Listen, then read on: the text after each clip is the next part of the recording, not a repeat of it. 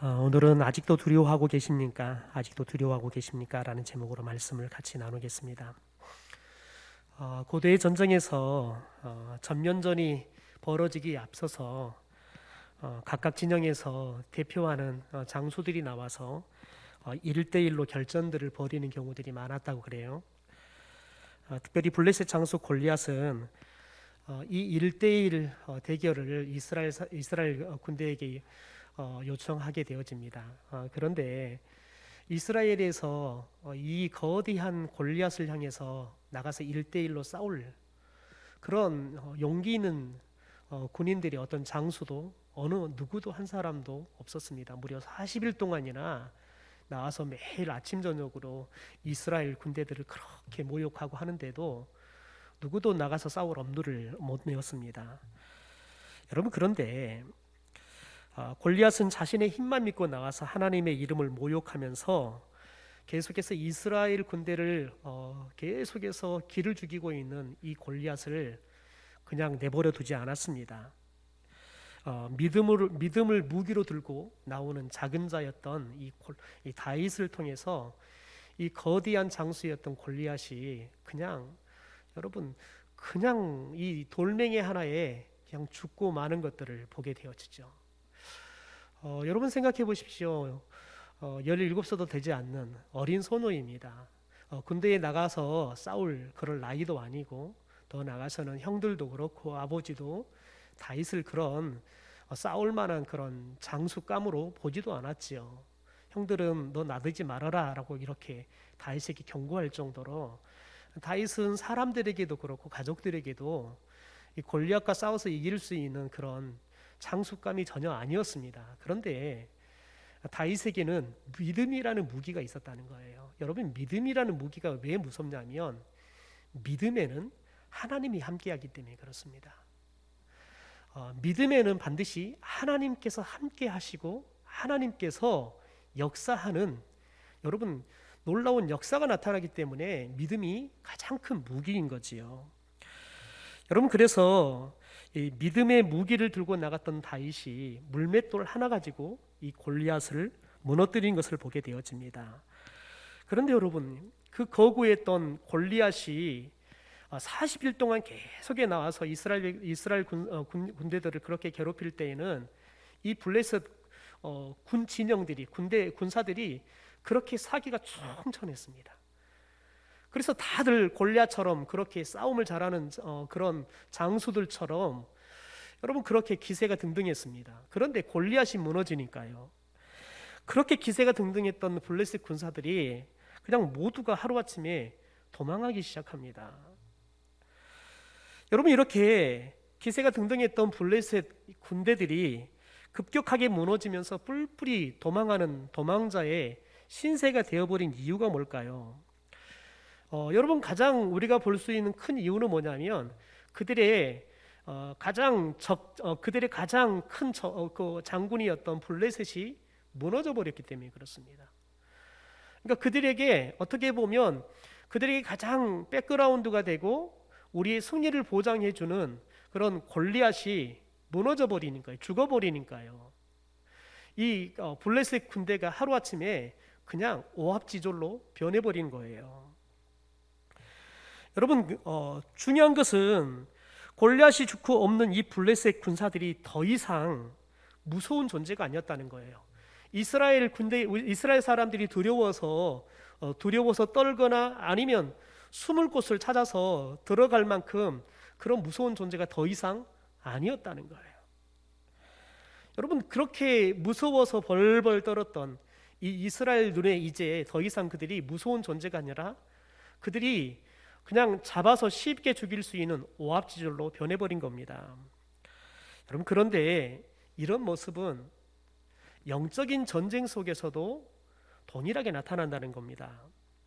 여러분, 영적인 전쟁에서도 각 진영에서 지휘하는 대장의 승패가 결국은 각 진영의 승패를 좌우하는 중요한 조건이 된다는 겁니다.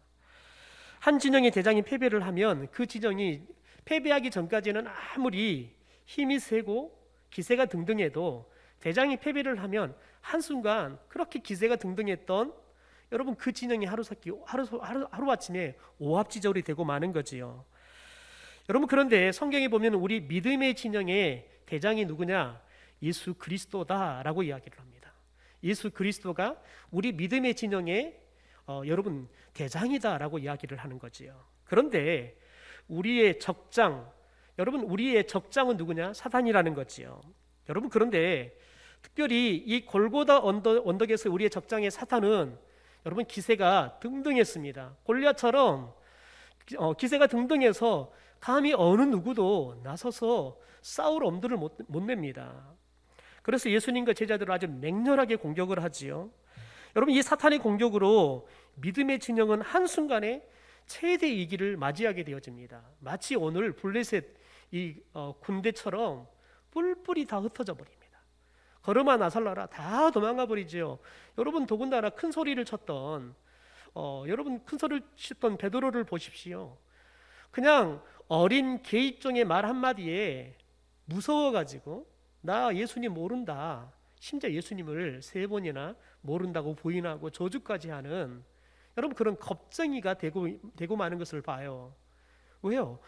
왜냐하면 사탄의 이 적장인 사탄의 기세가 등등하기 때문에 그렇습니다. 그 사탄의 기세에 눌려가지고 여러분 그렇게 졸부가 돼버린 겁니다. 그런데 여러분 예수님께서 죽은 지 3일 만에 다시 살아나니까요, 사단의 최대 무기였던 사망이요 무력화돼 버린 것을 보게 되어집니다. 여러분 이것은 사단의 결정적인 패배인 것을 우리에게 잘 말해주죠. 창세기 3장 15절의 말씀에 하나님께 최초로 이 전쟁의 승패에 대한 이야기들을 하는 것을 보게 되어지죠. 우리 함께 좀 같이 읽어보겠습니다. 내가 너로 여자의 원수가 되게 하고 내 후손도 여자의 후손과 원수가 되게 하리니 여자의 후손은 내 머리를 상하게 할 것이요 너는 그의 발꿈치를 상하게 할 것이니라. 여러분 이 말씀에 보면 여자의 후손과 원수가 되게 할 것이다 라고 이야기해요. 사탄을 향해서 너가 여자와 원수가 될 것이고 너의 후손도 여자의 원수가 될 것이, 여자의 후손과 원수가 되게 할 것이다.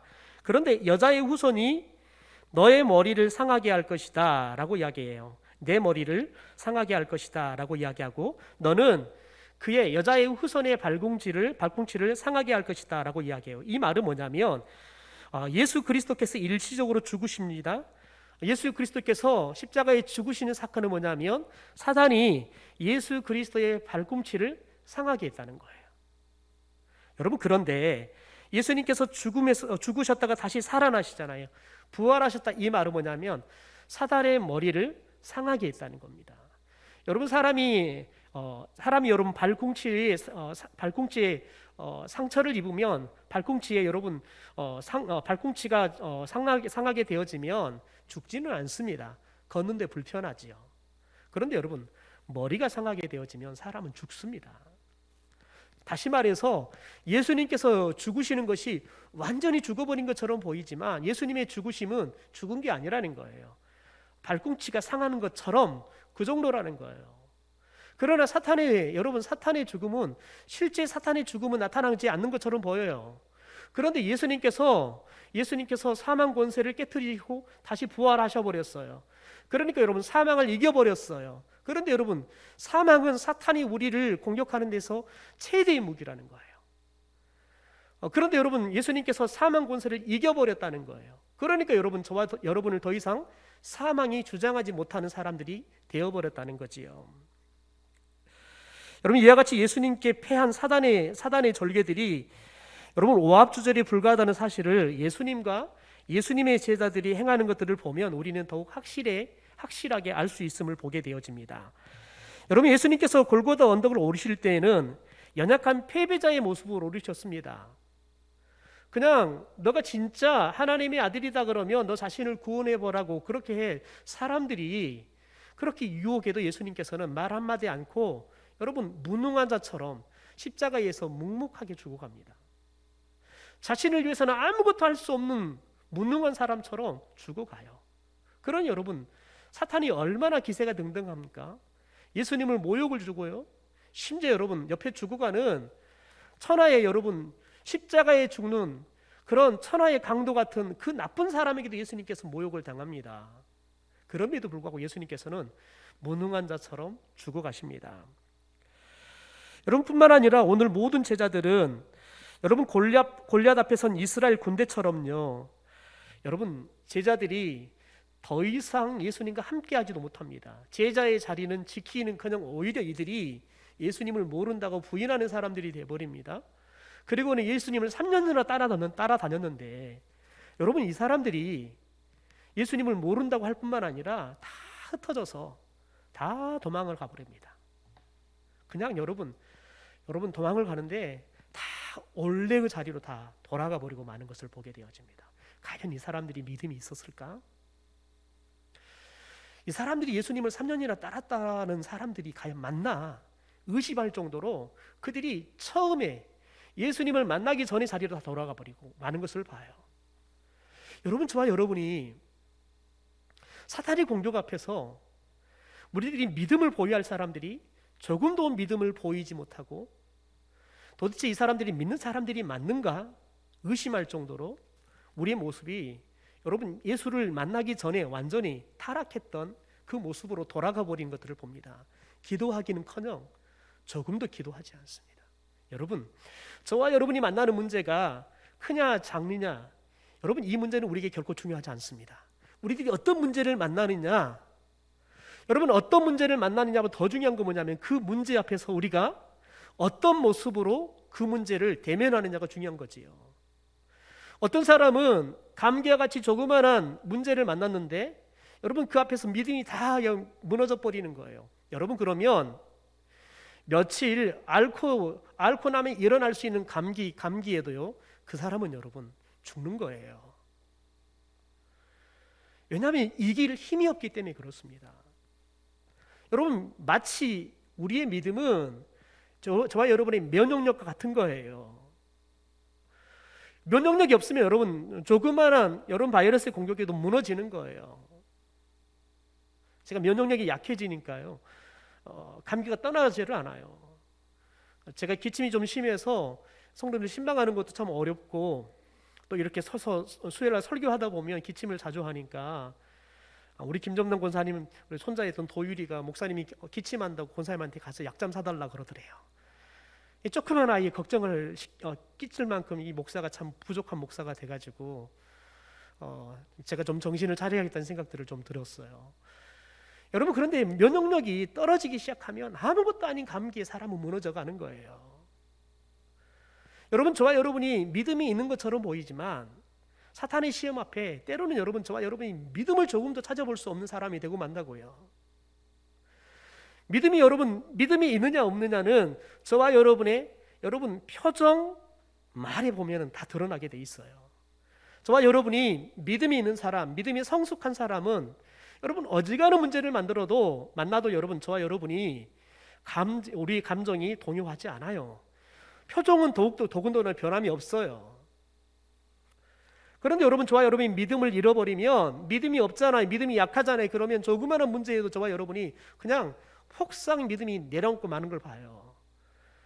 그래서 저와 여러분이 어떤 문제를 만났냐 더 중요한 건 뭐냐면 저와 여러분이 그 문제 앞에서 어떤 믿음을 보이느냐가 더 중요하다는 거예요. 저는 어느 날 기도를 막 하는데 분명히 다 가신 것 같은데 갑자기 저희 교회에 익숙하지 않는 남자의 기도 소리가 막 들리기 시작했어요. 그래서 제가 누가 저렇게 기도를 잘하시나? 누가 저렇게 기도를 간절히 하나 봤더니 우리 김효근 성도님께서 기도하고 계시는 거예요. 제가 기도하신 걸 다 마치는 걸 보고 가서 기도해 드리려고 갔더니 핸드폰에다가 기도문을 쑥 써서 기도를 하시는 거예요. 한 30분 정도 되는 시간 동안 기도를 하시는데 핸드폰에 쭉 써서 기도하시는 거예요. 여러분, 그런데 그분의 기도가 하면 할수록 이렇게 궁금해서 분이 어떻게 기도하시나 궁금해 좀 들었더니 여러분 너무 성서적이고 너무 믿음이 있는 기도를 하는 거예요. 과연 저분이 직접 썼나 아니면 누가 써줬나 할 정도로 생각이 들 정도로 정말 믿음을 담아서 기도하시는 거예요. 여러분, 아들이 다 죽게 생겼다는 여러분 그 문제 앞에 여러분 주일 성수도 어렵던 그분이 하나님 앞에 믿음을 보이더라고요. 하나님 앞에 믿음을 보이기 시작하는데 하나님이 역사하기 시작하시는 거예요. 여러분, 그분들이 고백해요. 우리 이은자 집사님과 우리 김용곤 성도님이 고백하는 거 뭐냐면, 성도님들의 기도가 우리 아들을 살렸다는 거예요. 성도님들의 기도가 우리 아들을 살릴 거라는 거예요. 여러분, 제가 보기에는 그분이 우리 교회에서 여러분 믿음이 제일 연약한 분 중에 한 분일 것처럼 보여요. 주일 성수도 어려우시니까요. 여러분, 그런데 정작 여러분 아들이 목숨이 위태롭다는 그 위기를 만나니까요, 믿음을 보이기 시작하는데요, 여러분 기도하기 시작하더라고요. 저와 여러분 만나는 그 위기 앞에 저와 여러분 얼마나 기도하냐는 거예요. 믿음이 없으면 기도하지 않습니다. 저와 여러분이 아무리 대피기도 잘하고, 그래서 저와 여러분이 믿음이 있는 것처럼 보여도 저와 여러분의 문제 앞에, 삶 가운데 문제가 다가왔을 때 내가 기도하지 않는다, 여러분 그건 믿음이 없는 거예요. 여러분, 우리들이 조그마한 감기 같은 문제를 만나도 믿음이 없으면 무너져 가는 거예요. 그러므로 여러분, 저와 여러분이 우리의 진영의 대장 되신 예수 그리스도를 바라봄으로 우리의 믿음이 온전하게 되기를 주님의 이름으로 축원합니다. 여러분, 예수님께서 대적을 딱 물리치고 나니까요, 어떤 일들이 일어납니까? 여러분, 그때부터 이 오합지졸이었던 예수님의 제자들이 어떤 일들을 일으킵니까? 우리 사도행전 8장 7절의 말씀을 함께 좀 읽어보도록 하겠습니다. 같이 읽죠. 시작. 많은 사람에게 붙었던 더러운 귀신들이 크게 소리를 지르며 나가고 또 많은 중풍병자와 못 걷는 사람이 나으니라. 여러분, 예수님이 십자가에 못 박혀 죽을 때는 그렇게 무서워서 도망갔던, 예수님을 모른다고 부인하고 저주까지 했던 여러분 이 제자들이, 여러분 예수님께서 승리하고 나니까요, 여러분 보십시오, 많은 사람에게 붙었던 더러운 귀신들이 소리를 지며 나가는 역사들을 일으키더라는 거예요. 다시 말해서 귀신에 들린 수많은 사람들을 귀신으로부터 자유케 하는 역사를 일으키더라는 거예요. 더 나아가서 여러분, 많은 중풍병자, 못 걷는 사람들이 낫는 역사가 나타나더라는 거예요. 왜요? 이들이 예수 그리스도를 통해서 사탄을 향해 영적으로 승리해버렸다는 그 믿음의 확신이 있으니까요, 두려워하지 않는 거예요. 사도행전 16장 18절을 함께 읽어볼까요? 같이 읽죠. 시작. 바울이 심히 괴로워하여 돌이켜 그 귀신에게 이르되 예수 그리스도의 이름으로 내가 너희에게 명하노니 그에게서 나오라 하니 귀신이 즉시 나오니라. 여러분, 사도 바울을 보십시오. 사도 바울은 예수님과 공생애를 보내지도 않았습니다. 예수님의 십자가의 사건을 목도하지도 않았습니다.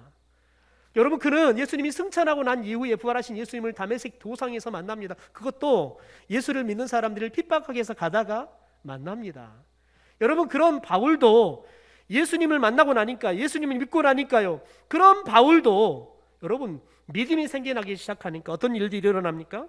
귀신들이 떠나가는 일들을 일으키는 거예요. 심지어 여러분, 바울이 사용했던 손수건, 앞치마들을 가져다가요 병자 위에 놓으니까요, 여러분 병이 떠나가고요, 악기가 떠나가는 사건이 일어납니다. 우리 사도행전 19장 12절 말씀을 같이 읽죠. 시작.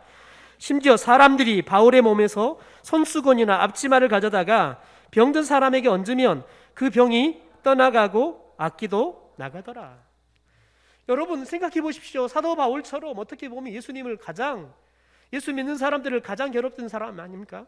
여러분, 이런 사람에게도 믿음이 들어가서 믿음을 갖기 시작하니까, 예수님을 여러분 나의 구주로 믿기 시작하니까, 나사렛 예수 그리스도 이름을 붙잡고 사역하기 시작하니까 여러분 어떤 일이 일어납니까? 자기가 썼던 손수건만 자기도 아니에요, 다른 사람이 가져다가 얹었는데 병이 낫는다니까요. 그가 텐트를 만들면서 썼던 앞치마를 가져다가, 그 더러운 앞치마를 가져다가 병자들에게 얹으니까요, 낫는다니까요. 귀신이 떠나간다니까요. 왜일까요? 바울의 앞치마, 바울의 손수건이 능력이 있는 게 아닙니다. 여러분, 바울을 통해서 사람들이 믿음이 생긴 거예요. 그러니까 앞치마를, 손수건을 가져가는 사람들이 믿음이 생기니까요, 그들의 믿음 때문에 이런 일들이 일어나는 거예요. 여러분 보십시오. 18년 동안 혈루증을 앓았던 여인이 예수님의 옷자락만 만져도 내가 낫겠다 생각하고 만지잖아요. 그런데 여러분 낫잖아요. 그와 같은 믿음인 거예요. 그와 같은 믿음이라고요. 여러분, 이처럼 예수님의 제자들은 예수님께서 부활하신 이후에 예수님이 십자가의 승리의 의미가 무엇인지를 그들이 제대로 이해했어요. 여러분, 그러니까 그 승리의 힘을 얻어서 귀신들을, 예수님처럼 병마들을 여러분 담대하게 쫓아낼 수 있는 거예요. 다윗이 골리앗 앞에 섰을 때 여러분 상대적으로 너무 약하고 초라해 보였던 것처럼 예수님은 사단의 권세 앞에서 정말 무력한 모습으로 그냥 십자가에 죽어가요. 당시 권력자들인 대제사장이나 바리새인들은 여러분 나사렛 출신인데다가 목수의 아들이에요. 그것도 아버지는 일찍 죽어버렸어요. 아버지 없는 자식이라고요. 그러니 얼마나 우습게 여겼겠어요. 백그라운드가 없어요. 그러나 예수님은 여러분 사람들이 자신을 그렇게 여겨도 우습게 여기고 자신 앞에 그 권력을 등에 업고 여러분 의시될 때 예수님께서는 여러분 조금도 쫄지 않았다고. 왜 그럴까요? 왜냐하면 예수님께서는 하나님 아버지께서 나와 함께 하시고 내가 죽어도 다시 살릴 것을 알았기 때문에 그렇습니다. 우리 요한복음 16장의 말씀, 예수님의 예언의 말씀을 같이 한번 읽어볼까요? 같이 읽겠습니다. 시작. 그러나 때가 오면 너희는 다 흩어져서 나를 혼자 두고 각기 제 집으로 돌아갈 것이다. 사실 이미 그때가 다가왔다. 그러나 나는 혼자 있는 것이 아니다. 아버지께서 나와 함께 계시기 때문이다. 내가 이 모든 것을 너희에게 일러두는 것은 너희가 내 안에서 평안을 누리게 하기 위해서다. 이 세상에서 너희는 많은 시련과 슬픔을 겪을 것이다. 그러나 용기를 내어라. 내가 세상을 이겼다. 여러분, 예수님께서 십자가에 못 박히기 돌아가시기 전에 제자들에게 이야기하는 거예요. 너희들이 앞으로 어떤 일들을 일으킬지, 나는 어떤 일을 하게 될 것인지. 여러분, 그런데 예수님께서 제자들이 자신을 여러분 다 배반하고 집으로 돌아갈 거라는 거예요. 그래서 혼자만 있을 거라는 거예요. 그런데 여러분, 내가 혼자 아니라는 거예요. 너희들이 다 가버렸으면 나 혼자 있는 것처럼 보이지만 나 혼자 아니라는 거예요. 누가 함께 한다는 거예요? 하나님 아버지가 나와 함께 계신다는 거예요. 더 나아가서는 여러분 예수님께서, 하나님 아버지께서 예수님을 다시 살릴 거라는 거예요. 그래서 세상을 이기게 할 거라는 거예요. 그러니까 너희들이 그렇게 도망가지만 다시 나를 통해서 내 제사의 삶을 살면서 세상 가운데 너희들이 많은 시련, 슬픔을 겪을 거라는 거예요. 그런데 용기 내라는 거예요. 용기 내라는 거예요. 왜냐? 하나님이 나와 함께 했던 것처럼 너희들과 함께 할 거라는 거예요. 더군다나 내가 이미 너희들이 싸워야 세상을 내가 이겨버렸다는 거예요. 그러니까 너희들은 지금 당장은 지는 전쟁을 하는 것처럼 보이고 골리앗처럼 거대한 장수들과 싸우는 것처럼 보이지만 내가 이미 이겨놨기 때문에 너희들은 지는 싸움이 아니라 이기는 싸움을 하는 거라는 거예요. 그러니까 용기 내라는 거예요. 하나님이 함께하니까 용기 내라는 거예요. 내가 이겨놔버린 싸움을 하니까 너희들을 절대 안 지니까 지는 것처럼 생각하고 내가 완전히 이제 패해버렸구나 생각이 들어도 용기 내라는 거예요. 왜냐하면 내가 이미 이겨놨기 때문에 그렇다는 거죠. 본문의 다윗이 골리앗을 쓰러뜨려서 여러분 그를 바꿔선 것은 그가 승리한 것도 있지만 이는 사탄의 권세를 깨뜨리고 승리하신 예수 그리스도를 예표하는 모습이기도 하다는 거예요. 우리 사도행전 13장의 말씀을 우리 같이 한번 읽어보죠. 같이 읽겠습니다. 시작. 우리도 조상들에게 주신 약속을 너희에게 전파하노니 곧 하나님이 예수를 일으키사 우리 자녀들에게 이 약속을 이루게 하셨다 함이라.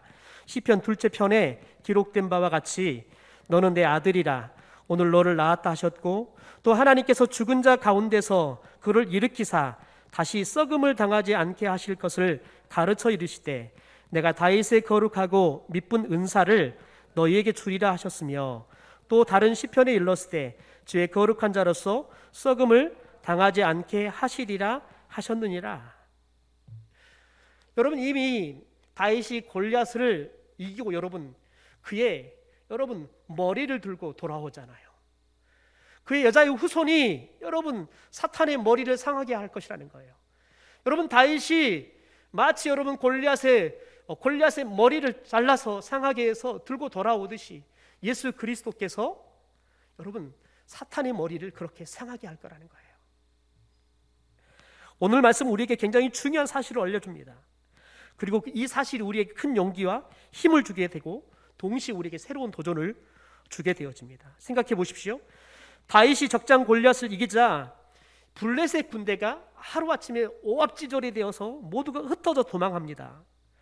그리고 여러분, 지금까지 오합지졸이었고 두려워서 숨어있던 이스라엘 군대는 여러분, 지금까지 그들을 사로잡았던 두려움이 다 사라져 버립니다. 이제는 그들 안에 용기가 충만하게 되죠. 그래서 여러분, 더 이상 숨어있지 않습니다. 더 이상 오합지졸이 아닙니다. 이제는 이들이 바뀌어서 여러분, 그들이 뛰쳐나가서 이제 도망하는 이 블레셋 군대들을 쳐 죽이기 시작하는 거예요. 여러분, 왜 그럴까요? 갑자기 이스라엘 군대에 힘이 생겨서 그럴까요? 아닙니다. 그들의 대장인 다윗이 이겨버렸기 때문에 그렇습니다. 그들의 대장인 다윗이 이겨버리니까요. 그러니까 여러분, 갑자기 그들 안에 여러분, 골리앗이 죽고 나니까 이 블레셋 군대가 오합지졸로 보이기 시작하는 거예요. 두려움이 사라져버리기 시작하는 거죠. 그러니까 나가서 싸울 용기가 생기는 겁니다. 그 용기를 가지고 나아가 싸우기 시작하니까요, 여러분, 놀라운 일들이 일어나지 않습니까? 여러분, 그래서 그들이 다윗이 골리앗을 무찌르면서 여러분 경험했던 그 기쁨, 여러분가 얼마나 컸겠습니까? 여러분, 다윗이 골리앗이 죽어 쓰러질 때 얼마나 여러분 통쾌했겠습니까? 다윗이 느꼈던 그 기쁨, 그 통쾌함을 이스라엘 군인들도 또 같이 누리는 거예요. 여러분, 여기에 하나님께서 우리에게 주시는 도전의 말씀이 있습니다. 우리의 대장이신 예수님께서 부활하심으로 이미 적의 장수인 사탄을 쓰러뜨리고 이겨주신 줄 믿습니다. 여러분, 그런데 생각해 보십시오. 이미 우리의 대장이신 예수님께서 사탄을 이겨버렸습니다. 그런데 여러분, 우리들이 그것을 보고도 아무런 감정 없이 여러분, 아무런 행동도 하지 않고 있다. 여러분, 그 승리의 기쁨도 누리지 못하고 무감각하게 있다. 더 이상 우리 안에 여러분 두려움이 사라지지도 않고, 여러분, 우리 안에 여전히 예수님이 승리하기 전 그 여러분 이스라엘 백성들처럼 두려움에 사로잡혀 있다. 아무 감정 없이 있다. 여러분, 이건 정말 이상한 거지요. 마치 여러분, 다윗이 골리앗을 죽여버렸는데 이스라엘 군대가 그냥 지금도 쫄아 있고 그냥 그 승리에 여러분 기쁨들로 누리지 못하고 여전히 이게 도대체 무슨 일인가 어리둥절하게 있다 그러면 여러분, 그게 말이 되겠습니까? 여러분, 이스라엘 군대가 그렇게 쫄아 있었는데, 그렇게 두려워하고 있었는데, 여러분, 다윗이 골리앗을 딱 이겨버리니까 그 순간 두려움이 뽁 사라져 버리는 거예요. 그들 안에 여러분 승리의 기쁨이 들어오고, 우리들이 가면 저들을 무조건 이기고 승리할 수 있다는 여러분 그 자신감이 생기니까 나가서요 이기는 거예요. 전쟁에 이기는 거라는 거예요. 여러분, 그런데 저와 여러분이 이미 우리의 대장 되신 예수님이 이겨놨는데 우리들의 삶에 대해서 아무런 기쁨도, 승리의 기쁨도 누리지 못하고 있다. 여러분, 우리는 예수님이 우리의 대장이 아닐 때에는 여러분 그 감동이 느껴지지 않는 거예요. 마치 여러분 블레셋 군대가 다윗이 승리했을 때 그들은 여러분 조금도 기뻐할 수 없어요. 왜냐하면 우리 대장이 아니니까요. 갑자기 두려움이 찾아오죠.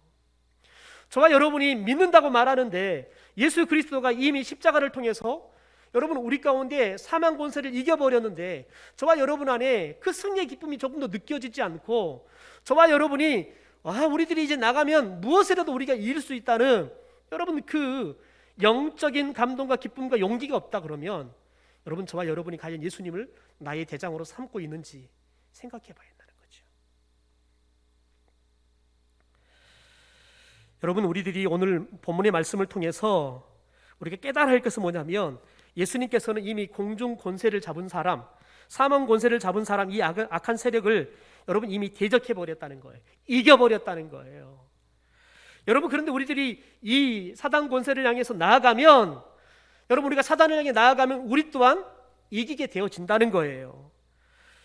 여러분, 예수님께서 특별히 공생의 기간 동안에 제자들을 세상으로 보낼 때요, 이미 그들에게 영적인 승리를 경험을 하게 하고 난 다음에 제자들에게 세상을 향해 가라고 말을 합니다. 누가복음 10장의 말씀을 같이 한번 읽어보죠. 같이 읽겠습니다. 시작. 70인이 기뻐 돌아와 가로되 주여 주의 이름으로 귀신들도 우리에게 항복하더이다. 예수께서 이르시되 사단이 하늘로서 번개같이 떨어지는 것을 내가 보았노라. 여러분, 예수님께서 제자들을 훈련시킬 때, 그것도 훈련 초입이에요. 여러분, 예수님께서 그들을 훈련시키자마자 70인을 짝을 지어서 여러분 전도를 보내요. 여러분, 보내면서 그들 가운데 귀신을 제어할 수 있는 능력들로 주고요, 질병도 치료할 수 있는 여러분 그 권세도 그들에게 주어서 보내요. 그런데 여러분, 그들이 처음에는 그렇게 믿어지지 않았겠죠. 여러분, 그런데 그들이 전도하러 나갔는데 놀랍게요, 예수님의 말씀대로 그들이 귀신을 내어 쫓으니까 귀신이 나가는 거예요.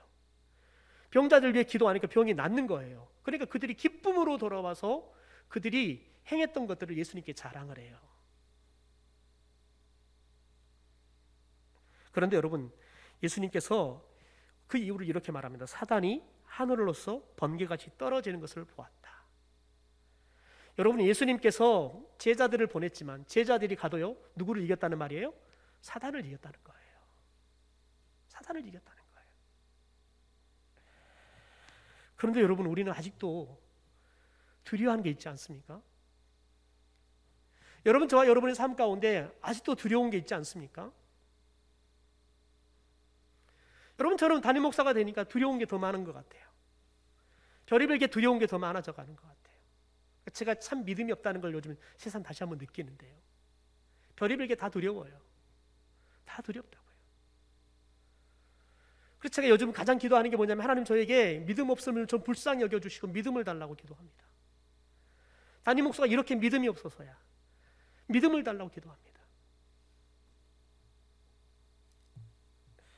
히브리서 2장 14절과 15절의 말씀이 현대 성경으로 같이 읽어볼까요? 같이 읽겠습니다. 시작. 자녀들은 살과 피를 가졌기 때문에 예수님도 그들과 마찬가지로 인간성을 지니셨습니다. 이것은 자신의 죽음을 통해서 죽음의 권세를 잡은 마귀를 멸망시키시고 일생 동안 죽음의 공포에서 종살이하는 모든 사람들을 해방시키기 위한 것입니다. 여러분, 예수님께서 자신의 죽음을 통해서 죽음의 권세를 잡고 있는 마귀를 멸망시켜 버렸다는 거예요. 왜냐? 평생 죽음의 공포에서 종살이하고 있는 모든 사람을 해방시키기 위해서요. 더 나아가서 여러분, 이 어둠의 영이 예수님의 이름 앞에서 도망하는 것을 보십시오. 예수 그리스도 앞에서 오합지졸이 되는 것을 보십시오. 우리 빌립보서 2장 10절부터 13절의 말씀을 우리 현대어 성경으로 같이 천천히 읽어보겠습니다. 시작.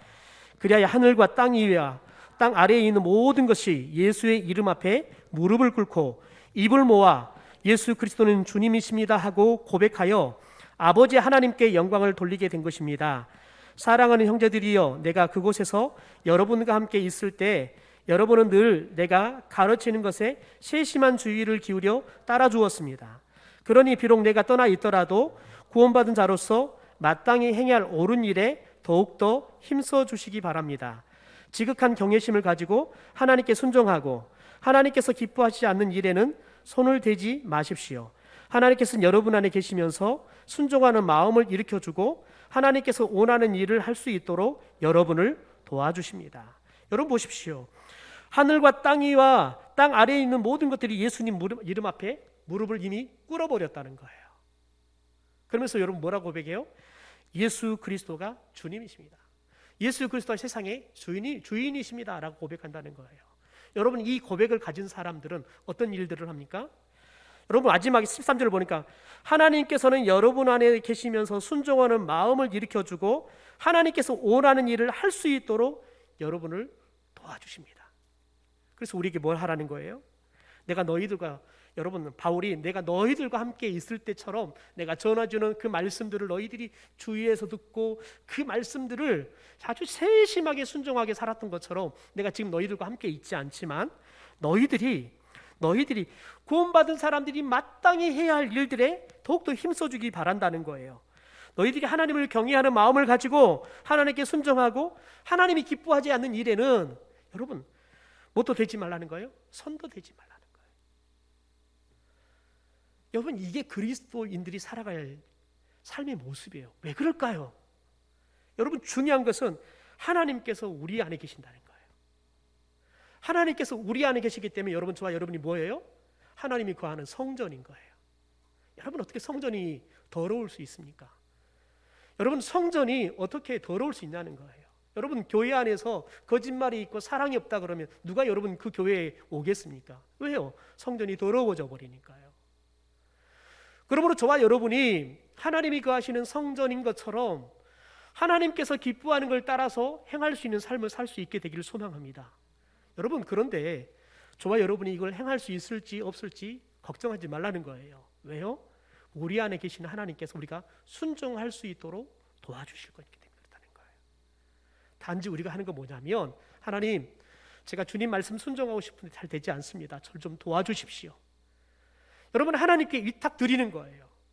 나의 믿음 없는 것도, 나의 불순종하는 것도 다 하나님께 위탁 드리는 거예요. 나의 연약함을 솔직히 고백하고, 하나님, 내 안에 계셔서 나를 도와준다고 약속하셨으니까 저를 좀 도와주십시오.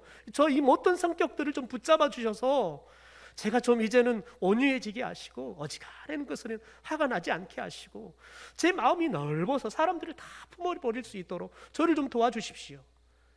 여러분, 우리들이 하나님 앞에 나의 부족함을 내어놓고 하나님의 도우심을 요청하며 손을 내어 밀 때 하나님께서는 인격적으로 저와 여러분을 붙잡으시고 도와주실 줄 믿습니다.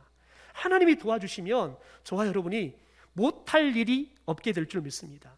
용서하지 못할 사람이 없게 될 줄 믿습니다. 하나님이 도와주시면 여러분, 저와 여러분이 못할 일이 없게 될 줄 믿습니다. 귀신도 떠나가고 여러분 병자도 낫고 치유되어지는 역사가 일어날 줄 믿습니다.